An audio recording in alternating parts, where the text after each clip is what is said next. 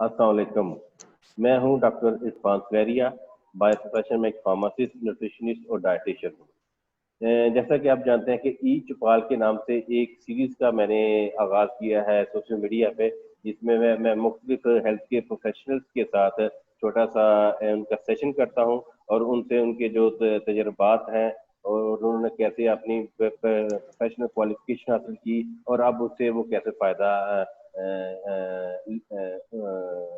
ले रहे हैं। उसमें फार्मासिस्ट भी हैं, एमबीबीएस डॉक्टर भी हैं, साइकोलॉजिस्ट भी हैं, और फिजियोथेरेपिस्ट भी हैं, और इसके अलावा जो अलाइड में जो हमारे हेल्थ प्रोफेशनल आते हैं उनमें भी हैं। तो आज का जो हमारा जो सेशन है ये फार्मेसी से रिलेटेड है, और आज की जो हमारी गेस्ट हैं इनका नाम है डॉक्टर सालिया तारिक, जो कि ज़ियाउद्दीन मेडिकल यूनिवर्सिटी कराची से फार्मेसी ग्रेजुएट हैं। अभी रिसेंटली उन्होंने फार्मेसी की है। तो अभी हम उनकी तरफ चलते हैं। अस्सलाम वालेकुम डॉक्टर सालिया, क्या क्या हाल है आपके? वालेकुम अस्सलाम सर, मैं ठीक हूँ। आप बताएं आप कैसे हैं? जी मैं भी ठीक ठाक हूँ। पहले तो आपका बहुत शुक्रिया कि आपने मुझे थोड़ा सा अपने कीमती वक्त में से टाइम दिया, ताकि आपने जो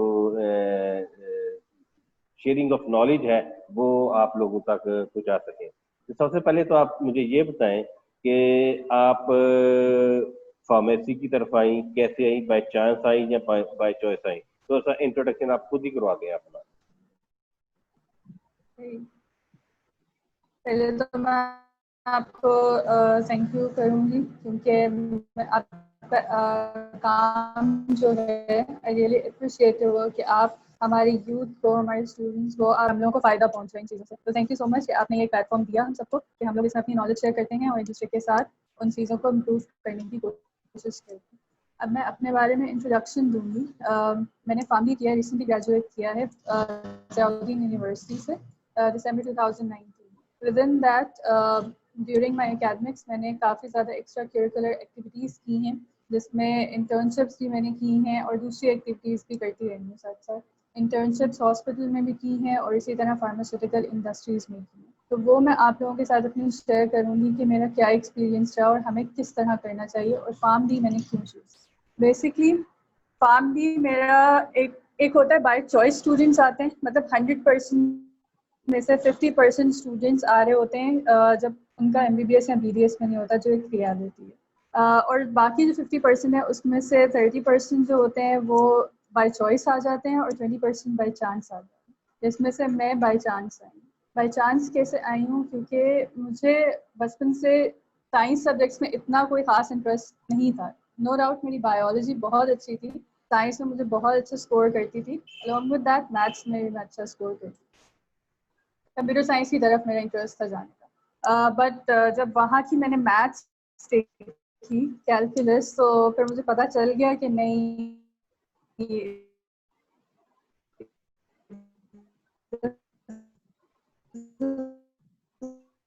not my subject. Mainly move किया, मुझे कुछ नहीं पता था स्टार्टिंग में, मुझे इसका 0% भी आइडिया नहीं था कि फार्मेसी क्या होती है। मेरी नेबर्स में एक स्टूडेंट थी जो फार्मेसी कर रही थी, अभी वो भी स्टार्ट में थी, और उसके फादर ने मुझे इसी तरह गाइड किया था कि it is a good subject और आप इसमें जाएं। ये भी एक एमबीबीएस की तरह ही है, मतलब मेडिकल फील्ड से ही रिलेटेड है, तो अगर आपको मेडिकल फील्ड में जाना है तो pharmacy is a very best option to choose. तो मैं गई उसके घर जाके, मैंने बुक्स देखी।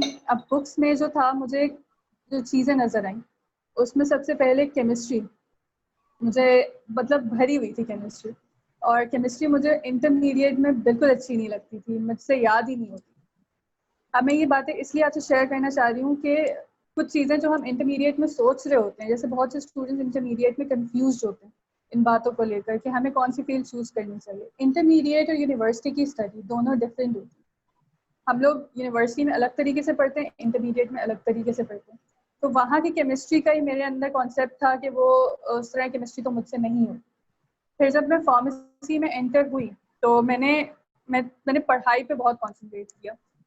हम लोग बोलते हैं कि लोग हमें बताते हैं और हम सुनते भी हैं, मुझे भी इसी तरह गाइड किया कि फार्मेसी जो है बहुत हार्ड सब्जेक्ट है, बहुत ड्राई सब्जेक्ट है, इसका आगे कोई अच्छा स्कोप नहीं है, ये सिर्फ डिस्पेंसिंग होती है, मेडिकल स्टोर्स पे सिर्फ फार्मासिस्ट होते हैं। तब तो मुझे भी इस चीज़ की नॉलेज नहीं थी, लेकिन अब माशाल्लाह काफ़ी नॉलेज है जो मैं आपसे शेयर भी करूँगी।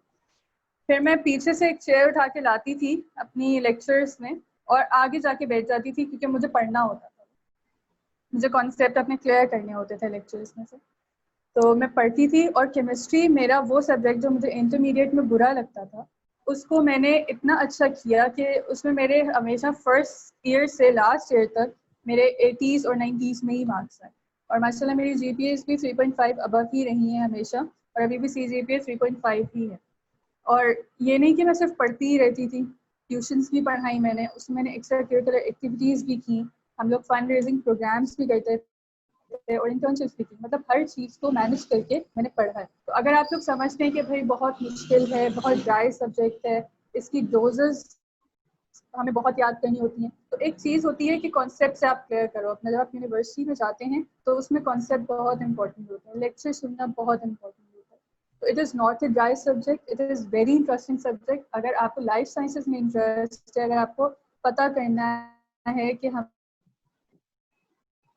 लोग को मतलब दवाइयाँ हम लोग के अंदर कैसे वर्क करती हैं, किस डिजीज़ में क्या दवाइयाँ चाहिए, पेशेंट को किस तरह डील करना है, तो फार्मेसी भी एक बहुत अच्छा प्रोफेशन है।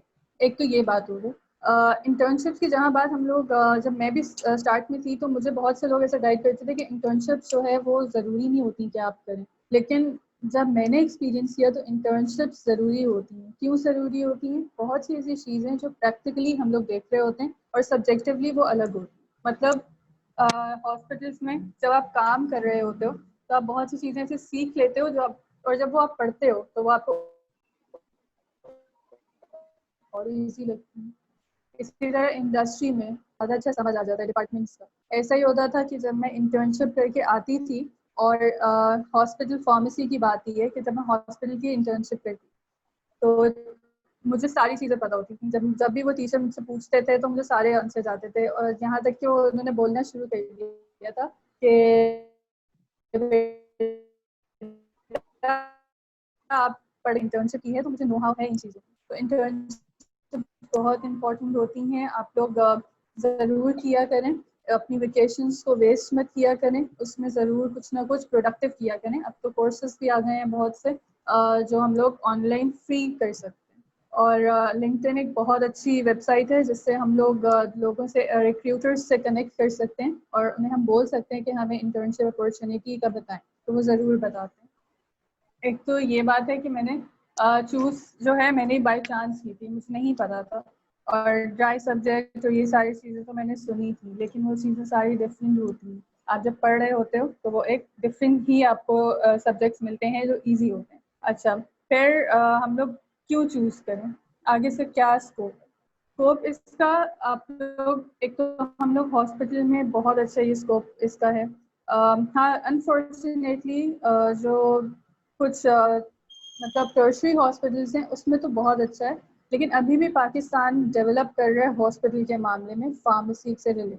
अगर मैं कराची का बताऊं तो कराची में दो बड़े हॉस्पिटल्स हैं, आगा खान और लियाकत। उनमें एक बहुत अच्छा फार्मेसी सेटअप है, फार्मासिस्ट की रिकग्निशन है, वो बिल्कुल डॉक्टर के साथ कनेक्शन में होते हैं, अपनी फार्मेसी में कौन सी दवाइयाँ लानी हैं और उन्हें किस तरह पेशेंट केयर में यूज़ करना है, जिसे हम बोलते हैं कि कॉस्ट इफेक्टिव मेडिसिन को और थेरेप्यूटिक इफेक्टिव मेडिसिन। मतलब वो पेशेंट को भी काम दे और इतनी महंगी भी ना हो पेशेंट के लिए। तो उसमें हम लोग ज़रूर हेल्प कर रहे होते हैं डॉक्टर्स की भी। और एक पूरी क्लासिफिकेशन, गाइडलाइंस, वो सारी चीज़ें हम पढ़ रहे होते हैं कि हमें मेडिसिन को किस तरह, किस लेवल पे, किस पेशेंट को देना चाहिए। डिजीज़ मैनेजमेंट हम बता रहे होते हैं पेशेंट्स को, हम की प्रॉपर काउंसलिंग कर रहे होते हैं। और डॉक्टर से ज़्यादा, डॉक्टर तो ऑब्वियसली डायग्नोज और ट्रीट करके फार्मेसी में भेजते हैं। अब आगे हमें उसको देखना होता है, पेशेंट को, हमें क्लोज कॉन्टेक्ट में होते हैं पेशेंट के साथ, जिसे बोलते हैं पेशेंट केयर। पेशेंट केयर में हम क्या कर रहे होते हैं, उनकी हिस्ट्री चेक कर रहे होते हैं, उन्हें बता रहे होते हैं कि आपको किस तरह मेडिसिन को लेके जाना है, आपको कोई प्रॉब्लम तो नहीं हो रही मेडिसिन लेने में। तो ये वाली चीज़ें भी हम लोग कर रहे होते हैं। कम्युनिटी और रिटेल फार्मेसी में होता है इसका स्कोप, जिसमें हम पेशेंट को उसमें भी काउंसिल कर रहे होते हैं और बता रहे होते हैं कि डिजीज़ मैनेजमेंट। इसके बाद हम लोग एक कॉस्मेटिक इंडस्ट्री में भी हमारा बहुत अच्छा रोल प्ले होता है, क्योंकि हम केमिकल्स पढ़ रहे होते हैं, हम केमिकल स्ट्रक्चर्स पढ़ रहे होते हैं।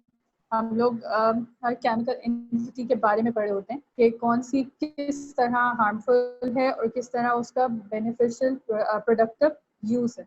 तो कॉस्मेटिक में भी हमारा एक बहुत इम्पोर्टेंट रोल है। और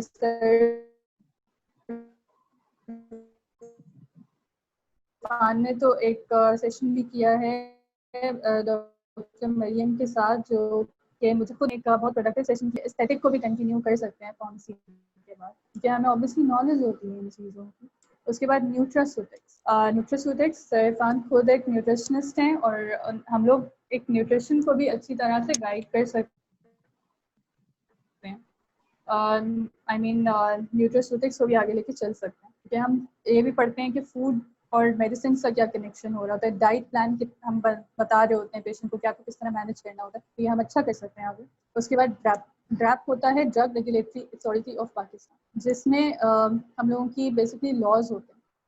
अब जब हम 5th ईयर में आके फोरेंसिक पढ़ रहे होते हैं तो हमें इस चीज़ की इतनी नॉलेज नहीं होती, हम बस रट्टा मारते चले जाते हैं लॉज के बारे में कि क्या किस तरह जो है गवर्नमेंट ने इन चीज़ों को बना दिया कि इससे इसकी हद से हम निकल नहीं सकते। लेकिन ड्रैप का एक बहुत बेटर रोल है हमारी सोसाइटी में, और इस लॉज के अकॉर्डिंग हम लोग जो है चीज़ों को देख रहे होते हैं कि कोई चीज़ मिसयूज तो नहीं हो रही, या कैसे हमें चीज़ों को pharmacy regulatory of authority of Pakistan, इसमें हमारी वैकेंसीज होती हैं प्रॉपर गवर्नमेंट इंस्टीट्यूट्स में। ये भी एक अलग स्कोप है फार्मासिस्ट का।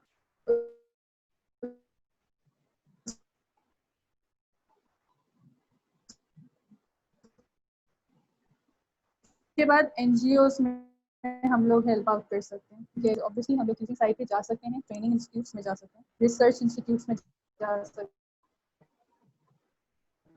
हैं।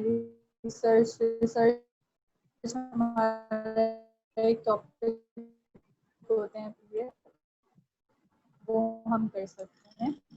तो एक सही तो फोर्सेस होते हैं हमारे लिए अवेलेबल होती हैं। फिर मार्केटिंग, जिसको मार्केटिंग में इंटरेस्ट है कि वो फार्मेसी के बाद मार्केटिंग की तरफ जाए।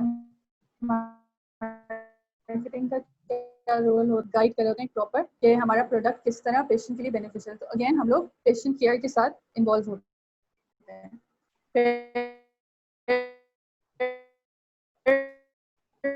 फिर आ जाता है फार्मासिस्ट और डायग्नोसिस और थेरेपी ट्रीटमेंट्स वगैरह में यूज हो रहे होते हैं। तो इसके आप अगर देखें तो इतने स्कोप हैं हमारी फार्मेसी के बाद। और अभी हम लोग का ये भी है कि हम फॉरेन कंट्रीज में जैसे चाइना हो गया, रशिया, अगर हम जाके डायरेक्ट पीएचडी भी कर सकते हैं फार्मडी 5 इयर्स प्रोग्राम पे। जैसे अगर पोस्ट ग्रेजुएशन स्टडीज़ की बात की जाए तो पोस्ट ग्रेजुएशन स्टडीज़ में हम लोग जब फार्मडी कर लेते हैं तो एमफिल की तरफ भी जा सकते हैं, मास्टर्स की तरफ भी जा सकते हैं, एमएससी की तरफ, एमबीए की तरफ जा सकते हैं और डायरेक्टली पीएचडी भी कर सकते हैं। अगर हम इसकी हिस्ट्री की तरफ चलें, अगर सर आप मुझे परमिशन जी दें जी, तो मैं वो ऐसे हिस्ट्री ही का है। थोड़ा सा मैं बता दूं। ये जान रहा था इतना कॉन्सेप्ट, जितना स्कोप है इतना मुझे भी नहीं था पता कि फार्मेसी के बाद इतना स्कोप है। रियलिटी की बात करें तो आपने मेरा जिक्र किया कि एज ए न्यूट्रिशनिस्ट, तो बाय डिफॉल्ट फार्मासिस्ट जो है ना वो काफी हद तक पेशेंट को गाइड कर सकता है कि न्यूट्रिशनली उसने कैसे अपनी डिजीज को मैनेज करना है अपार्ट फ्रॉम ड्रग थेरेपी। लेकिन देखें न्यूट्रिशन एक स्पेशलाइज्ड फील्ड है, फार्मेसी एक स्पेशलाइज्ड फील्ड है। अब उसकी बारीकियों को जानने के लिए आपको उसमें अंदर जाना पड़ेगा, उसकी एक अलहदा स्टडी करनी पड़ेगी। जैसे मैंने की, पीजीडी किया, एमफिल किया, तो बारीकी में कंप्लीट डाइट प्लान बनाना, उसकी डाइटरी हैबिट्स को देखना, वो एक अलहदा चीज़ है और मेडिसिन एक अलहदा चीज़ है। हाँ, इसमें कोई कोई शक वाली बात नहीं है कि as compare to doctor pharmacist का नॉलेज ज़्यादा होता है न्यूट्रिशन की में। तो लेकिन उसके ज़्यादा ग्रिप हासिल करने के लिए उसको अलहदा क्या कहते हैं क्वालिफिकेशन करनी पड़ेगी, जैसे कि मैंने की। और इसके अलावा मास्टर में भी होता है कि सिंपल फार्मासिस्ट है, ये हमारी फील्ड में कैसे आ गया, न्यूट्रिशन की फील्ड में आ गया। तो आपने वो लेवल भी अपने विजिटिंग कार्ड या बिजनेस कार्ड के ऊपर लिखने के लिए आपको कुछ ना कुछ करना पड़ेगा।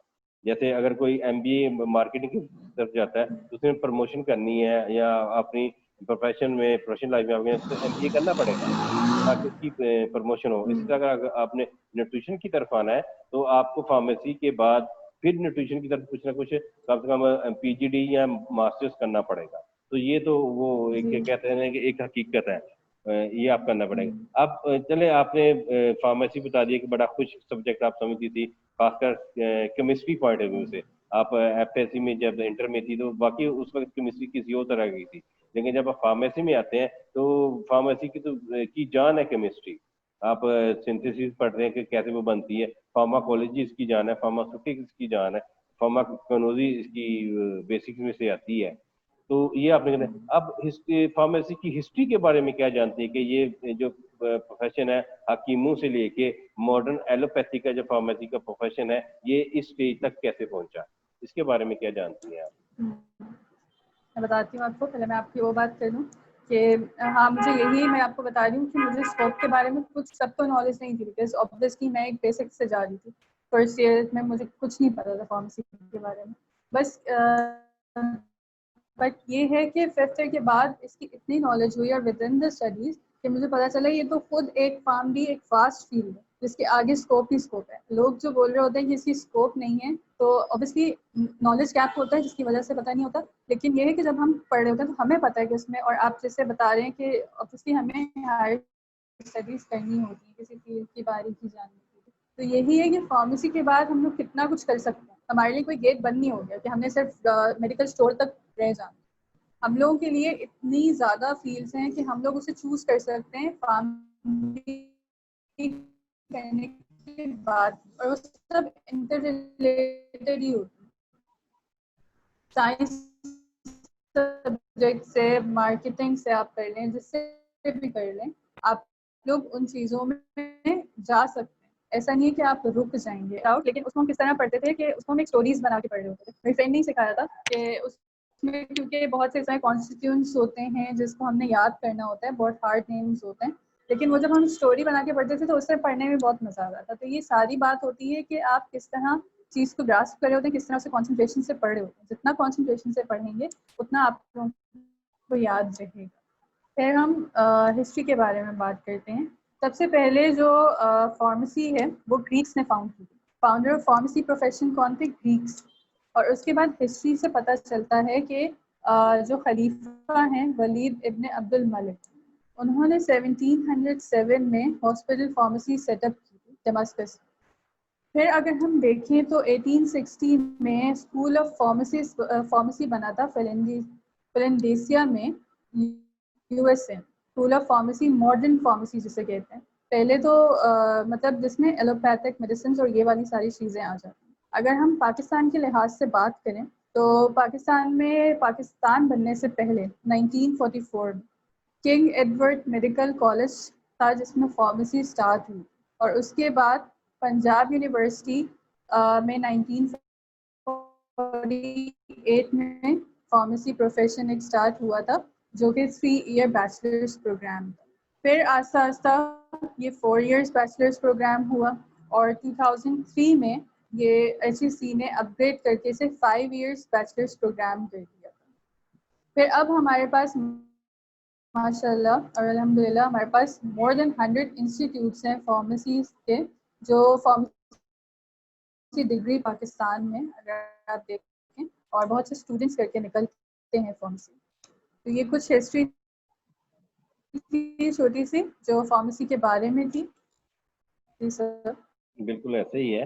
तो देखिए ना, इसमें ज्यादा रोल होता है जो काउंसिल, किसी भी बॉडी की काउंसिल जो होती है, तो इसमें जो पाकिस्तान फार्मेसी काउंसिल है इसका बहुत किरदार है। पहले 3 ईयर प्रोग्राम था, फिर 4 ईयर हुआ, फिर 5 ईयर हुआ। अब HEC में उसको अप्रूव करना होता है, लेकिन उसकी जो कोर्स आउटलाइन है, जो क्या कहते हैं स्टडी कोर्स ऑफ स्टडी है, वो हमारी फार्मेसी काउंसिल ने उसको आगे फॉरवर्ड करना होता है।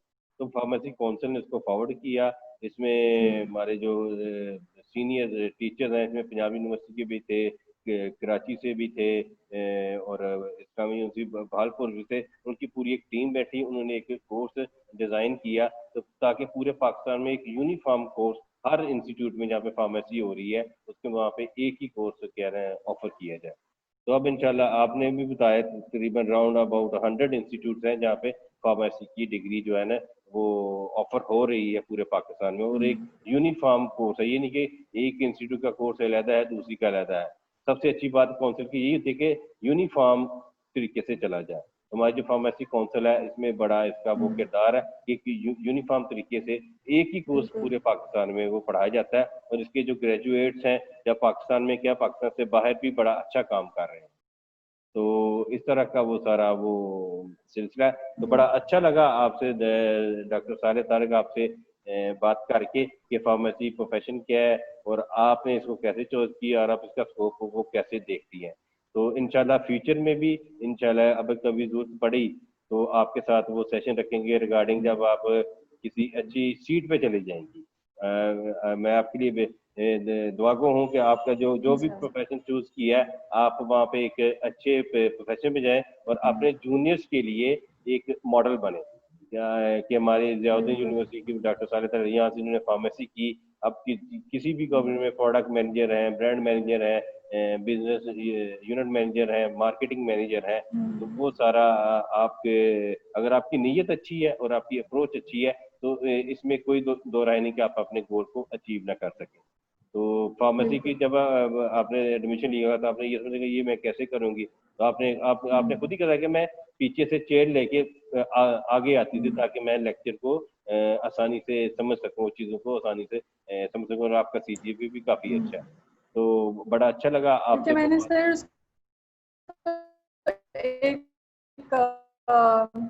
एक चैलेंज एक्सेप्ट किया था ना कि मुझे अभी करनी है एंड तक। अब सबने जब कहा कि नहीं है तो मुश्किल एक्सेप्ट किया और उसको फिर आगे मैंने करा।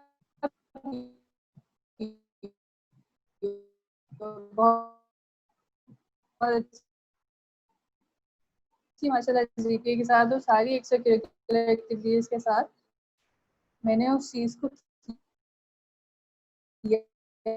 अभी या तो चूज अपने लाया करें और पढ़ने के टाइम पढ़ा करें। जब आप पढ़ने के टाइम पढ़ेंगे कंसंट्रेशन से, बिकॉज मैं ट्यूशंस भी पढ़ाएंगे साथ अपनी फार्मेसी के, तो ये नहीं होता था कि मुझे टाइम मिलता ही नहीं था किसी चीज़ का।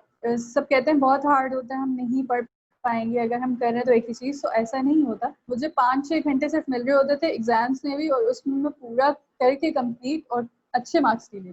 तो यही होता है कि आप किस तरह अपने टाइम को मैनेज कर रहे होते हैं इन सब चीज़ों में।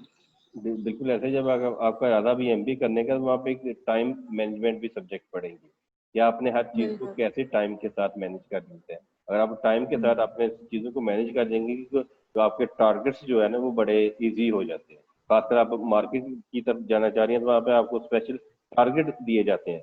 मतलब आप सेल में हैं या प्रोडक्ट मैनेजर हैं कि आपकी इतनी टीम फोर्स है, आपने ये वाला इस स्पेसिफिक टाइम पीरियड में आपने ये टारगेट अचीव करना है। तो उसके लिए फिर आप मुख्तलिफ स्ट्रेटजीज बनाती हैं अपने सीनियर के साथ मिलके और खुद भी आप उनको अपने एक्शन प्लान देती हैं। तो वो बड़ा अच्छा लगा आपसे बात करके। इंशाल्लाह फ्यूचर में भी आपके साथ जब आप किसी अच्छी पोस्ट पे चले जाएंगी तो वहाँ पे भी आपकी जो नॉलेज है वो अपने जूनियर के साथ वो शेयर करेंगी। Thank you, God bless. इंशाल्लाह सर, ज़रूर। Thank you so much.